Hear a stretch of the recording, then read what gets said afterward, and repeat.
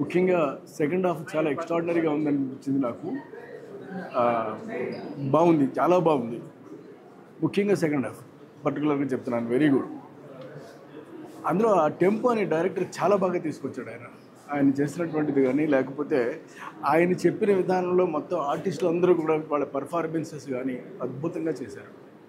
అంటే ఈ సినిమా డెఫినెట్గా అందరూ చూడదగినటువంటి సినిమా ఇది. 100% నేను మీకు రికమెండ్ చేస్తున్నాను, డెఫినెట్గా చూడండి ఈ సినిమా.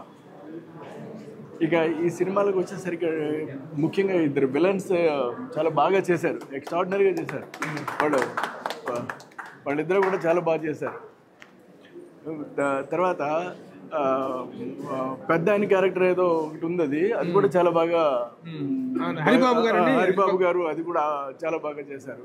మొత్తం మీద ఏమైనప్పటికీ కూడా ఆర్టిస్టుల యొక్క పెర్ఫార్మెన్స్ మాత్రం బాగా ఇమిడింది ఇందులో. అందుకనే మీకు బాగా ఎక్కువ పండింది సినిమా. డెఫినెట్గా 100% చూడవలసినటువంటి సినిమా ఇది. I feel that. Director taking గురించి, మ్యూజిక్ గురించి ఎలా చెప్తారు? మ్యూజిక్ బాగుందండి, చాలా బాగుంది.